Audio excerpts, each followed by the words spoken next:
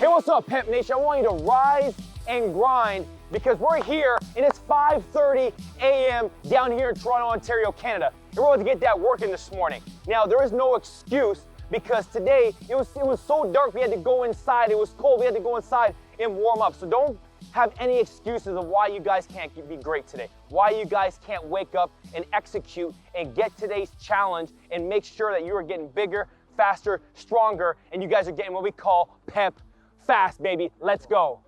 Hey, what's up, Pep Nation? Today was a cold one, but we got the job done. We started off inside with our ground-based torso activation exercises, completing 8 reps per movement. The first exercise is the cat-cow, which is a stable exercise that we always start off with, do in large because it helps mobilize and release the tension in the upper back and neck area. Next is the plank pike, which not only dynamically stretches the lats, but it also activates the core region. Then we get into our quad Nordics, which lengthens the quadriceps, increasing mobility and range of motion in this area, which is needed to run fast and help reduce injuries. Followed by our downward dog to cobra, increasing hamstring, shoulder, and low back mobility. Then we get straight into our controlled push-ups, focusing on form and technique while activating the chest area. Then we will open up that thoracic spine with some sideline T-spine rotations. Make sure your eyes and head follow the movement of your hand as you open and close the shoulder. Followed by our hip rock series, which targets the groin and hip capsule area, which is often super tight, especially at the end of the training week.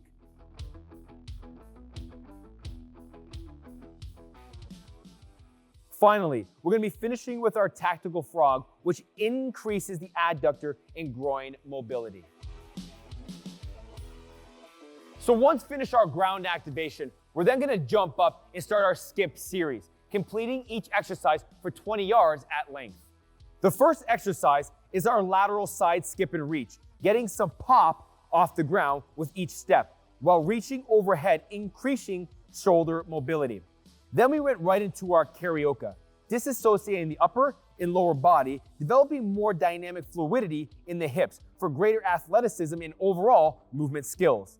Next, we did our lunge and reach, which targets that deep hip flexor and core area, while coming back with our backwards reach, emphasizing glute activation with each and every step while staying rhythmic and coordinated. Then we will finish off with our leg swing series, going side to side in forward leg swings to help increase both hip and hamstring mobility. So once finished with our skip series, we're going to jump back onto the ground and finish off with our ground-based mobility activation series, completing 8 reps per movement. So we're going to start off on our stomachs, doing the prone scorpion, increasing low back mobility. Then flip over onto our back and perform the iron cross, which dynamically opens up your hamstrings in that low back area. Followed by posturing up into straight leg kicks, focusing on lengthening out those hamstrings, and scissor kicks to follow, which target the groin and adductor muscles. Then kick back into our roll back and reach, making sure to alternate sides as you come up and reach for your toes to gain a little bit more mobility in your low back. Followed by 90-90 hip mobility, which increases both internal and external rotation of the hips. Now the next movement is new, and we call it the sprinter roll and reach, which dynamically targets the hamstring area while increasing low back mobility. Then lie back again and perform knee fall-ins, which is amazing for hip mobility, especially posterior hip capsule. Followed by the gas pedalers, targeting the calves and hamstrings. And then we're going to finish with our cross-body leg whip, gaining some mobility in our hip area. So now that we're all primed, activated, and ready to go, we're gonna go into our sprint mechanic series, focusing on form, technique, and the biomechanics to our linear speed development, going 10 to 20 yards at length. The first drill is the A skip, and this works on rhythm and timing with each foot strike, while proper backside arm mechanics will help increase knee drive and coordination with each step. Followed by A doubles, which now should feel a lot smoother and rhythmic with each step. But most of all, the ability to maintain correct posture and mechanics throughout the duration of the drill. Then we work on thigh switches, which is an amazing drill to help strengthen the hip flexors, which you'll notice is getting stronger and stronger each and every week as your hips won't feel as sore. Also, it works on your body control and posture. Followed by alternating triple skips, or also known as thigh switch 1, 2, 3, working on body control and posture while making sure to keep the thigh perpendicular to the hip with each switch. Next, we did 2 basic fundamental exercises. First being the butt kicks, which help teach backside speed mechanics and closing the gap between the knee and butt, followed by our high knees, which focus on knee lift and front side top speed mechanics.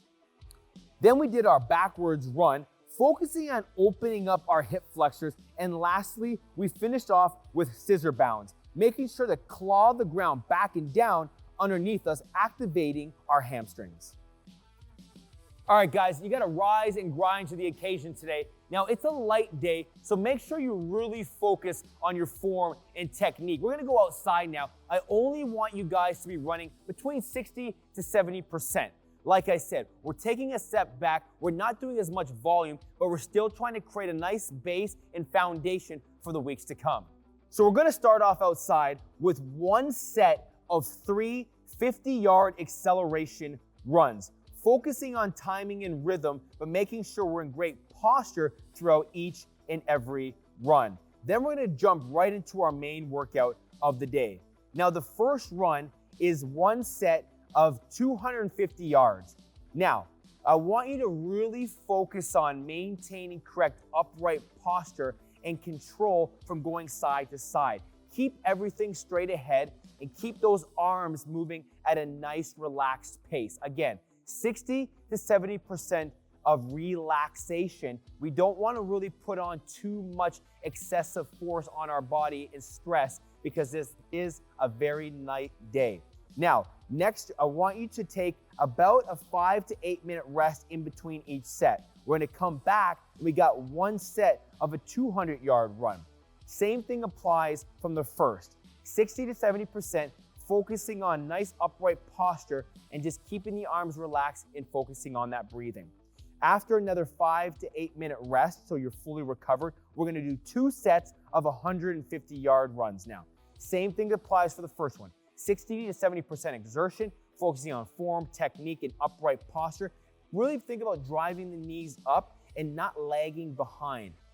Then, when we're all finished and we've taken another 5 to 8 minute rest, we're gonna finish off the workout back on the turf with 2 50-yard runs just to cool off, a light stretch, and we're all finished.